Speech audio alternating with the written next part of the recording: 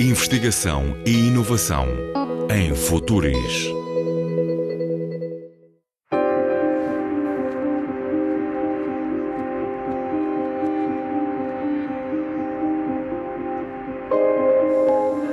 Esta torre de 200 metros é uma das ferramentas que está a ser usada para resolver um dos problemas mais complexos da ciência climática: as nuvens.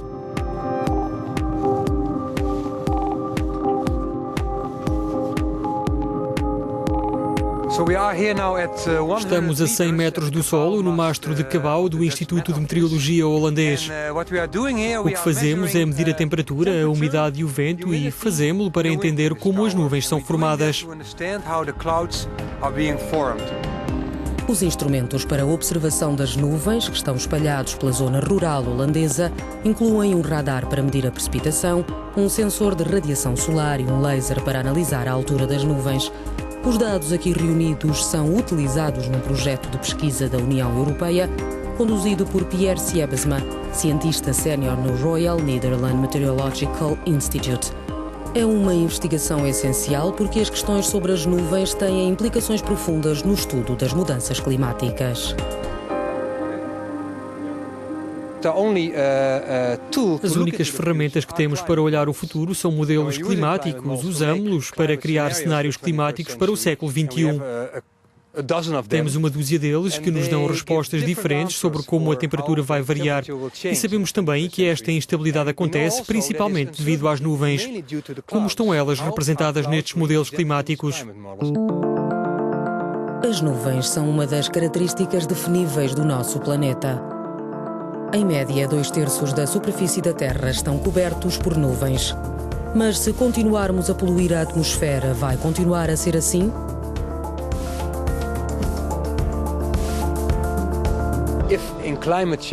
Se nas mudanças climáticas a única coisa que mudasse fosse o aumento dos gases com efeito de estufa, como o CO2, seria um problema relativamente simples. A temperatura global, com uma duplicação de CO2, aumentaria cerca de 1,2 graus. Mas o nosso planeta, o nosso clima, é um sistema dinâmico e as nuvens vão responder a esse aumento global da temperatura.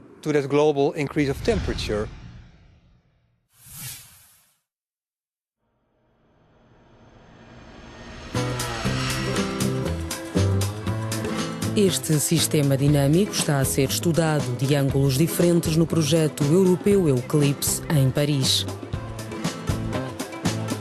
Desta equipa de investigação faz parte alguém que contribuiu para o relatório do painel intergovernamental para as alterações climáticas da ONU. Sandrine Bonny vê como complexo e até mesmo contraditório o papel das nuvens nas alterações climáticas. Os diferentes tipos de nuvens não têm o mesmo impacto nas radiações no equilíbrio energético da Terra. Por exemplo, as nuvens baixas têm um efeito de arrefecimento significativo porque refletem fortemente o Sol, mas contribuem pouco para o efeito de estufa. Por outro lado, as nuvens muito altas vão ter um efeito de estufa considerável e um efeito de arrefecimento não tão forte. Sandrine utiliza dados de satélite para estudar as nuvens a partir do espaço e compara-os com as nuvens do modelo climático. No passado, os cientistas só conseguiam ver as nuvens como uma massa, não a sua espessura ou as diferentes camadas com precisão.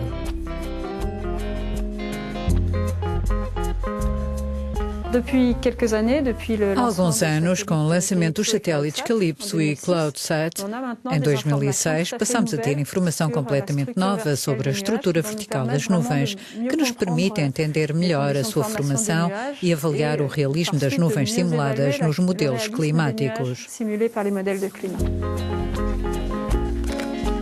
Ter imagens tridimensionais das nuvens a partir do espaço foi uma experiência reveladora para os cientistas, que podem agora comparar os modelos com a realidade.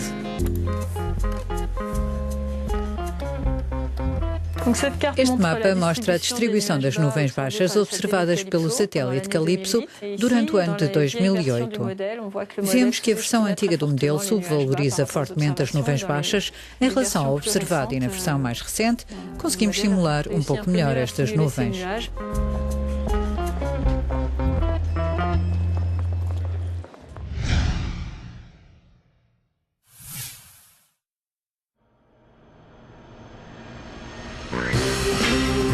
Produzir e prever estas nuvens nos modelos é uma das tarefas mais difíceis. De regresso à Holanda, um outro parceiro do projeto Eclipse olha o problema a uma escala bem menor. Estamos a usar um modelo de turbulência com o qual podemos fazer um zoom com uma escala de, digamos, 30 metros. Podemos, basicamente, ver o que está a acontecer nas nuvens em termos de dinâmicas e transporte de calor e umidade. A simulação em 3D de Stefan de Rode oferece um grande detalhe e é uma forma interativa de estudar as nuvens baixas. Pretende-se saber se, com grandes variações climáticas, haverá mais ou menos nuvens. Para isso, é preciso experimentar diferentes parâmetros.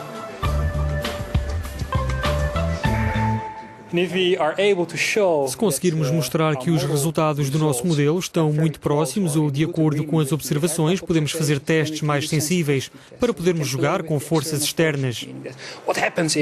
Por exemplo, o que acontece se aumentarmos a temperatura da superfície do mar?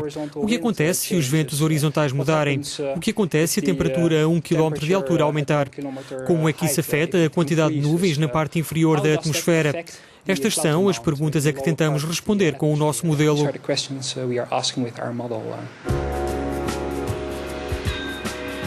Por enquanto, do estudo das nuvens parecem resultar mais perguntas do que respostas. Mas os dados de satélite e a observação do solo trazem novas descobertas.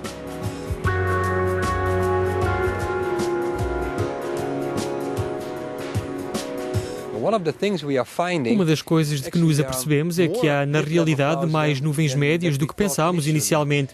E muitas destas nuvens, que não são baixas nem altas, mas que estão mesmo no meio, estão em falta nos modelos climáticos.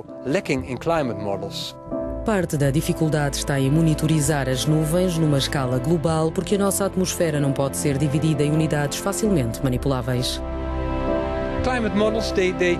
Os modelos climáticos correm numa resolução bastante baixa.